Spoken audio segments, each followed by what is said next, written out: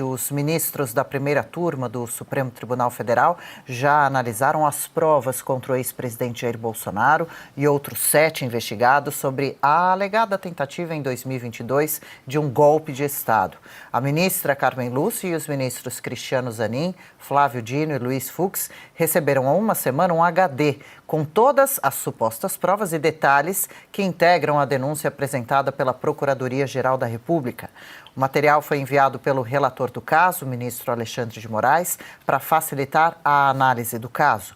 O julgamento começa em 25 de março e deve se estender por pelo menos 3 sessões. Claro, nós aqui da Oeste vamos acompanhar. Silvio Navarro, entre essas provas do suposto golpe, será que estão batom, bíblia, algodão doce? Provavelmente. Aliás, tudo isso, ou só isso, o que a gente conseguiu encontrar nas quase 900 páginas produzidas pela Polícia Federal em 2 anos. Olha, Adriana, eu queria, inclusive, pedir, se a nossa produção tiver condições aqui durante o comentário, de exibir a capa da edição desta semana da Revista Oeste, assinada por José Roberto Guzzo, talvez uma das mais importantes capas produzidas nesses 5 anos de Revista Oeste, intitulada Pelo Resto da Vida. E ele utiliza, logo na abertura, algo que resume muito do nosso trabalho aqui nesse período todo.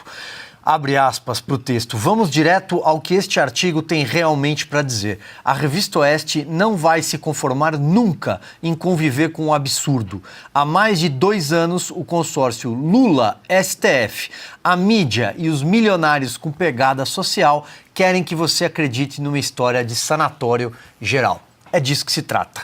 Todo esse golpe hollywoodiano que não aconteceu, friso, tudo isso faz parte de um roteiro fabricado ao longo de 2 anos que não conseguiu chegar a lugar algum. Aliás, é totalmente coalhado por suposições, hipóteses, por palavras na condicional, por adversativas. Durante todas as páginas é possível encontrar isso. Um relator da Polícia Federal deveria ter materialidade comprovada, acima de tudo, coisa que não tem.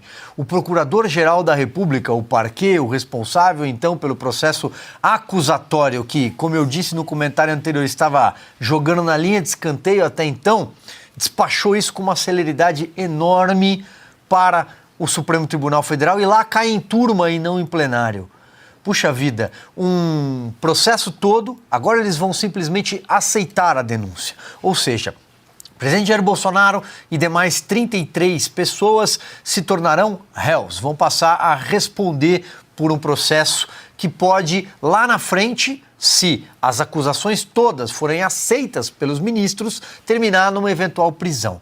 A pergunta que fica é, um caso que pode ter uma repercussão nacional como já tem, que pode levar pessoas da estatura de um presidente da República para a prisão, não deveria ser analisado por 11 ministros da Corte? Será que o Brasil, será que as páginas de história não têm o direito de saber o que pensam cada um dos 11 ministros do Supremo Tribunal Federal? Não.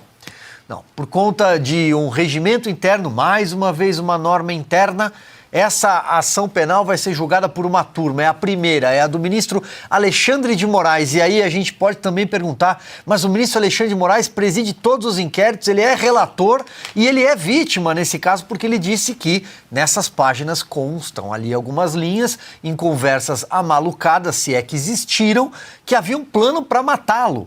Matá-lo talvez em praça pública. Em pleno Ocidente ele poderia ser enforcado, por exemplo. Parece inverossímil, mas é o que está lá. Então ele é vítima. Se ele é vítima, ele não poderia julgar, ele tem que se declarar impedido. Aí vai lá e o presidente desta turma se chama Cristiano Zanin, mas Cristiano Zanin não era advogado eleitoral do Lula na campanha? Tanto que, quando da ação do Tribunal Superior Eleitoral que envolvia a história da reclamação do presidente Jair Bolsonaro sobre a corrida eleitoral para embaixadores, ele se declara impedido de votar. O que mudou? Se agora, segundo esse catatal de papel, o que consta é que se tratava de não aceitar o resultado da eleição. Mas não é a mesma eleição? Então por que agora ele pode votar no STF? Aliás, ele pode pautar, já datou, dia 25 de março, mas ele não podia lá atrás. E finalizo, só para ficar em 3 casos, porque são 5 ministros de turma. E aí, tirando esses 3, a gente já poderia até imaginar. Flávio Dino. Flávio Dino era o ministro da Justiça e, segundo ele declarou ao Fantástico, depois do 8 de janeiro ele assistiu tudo de camarote, todo aquele tumulto, aquela baderna. A Força Nacional cercou o Palácio da Justiça, que é contíguo ao Palácio do Planalto, e ele ficou lá, né, encastelado. Ele estava muito bem protegido. Há um problema com o plano escudo, com a mobilização de tropas de parte a parte. Ninguém sabe quem esqueceu a porta do Palácio do Planalto aberta. Vejam vocês. Há imagens que sumiram. Talvez se o ministro Flávio Dino tivesse preservado essas imagens, as investigações teriam chegado a outro lugar. Ele não deveria se declarar impedido?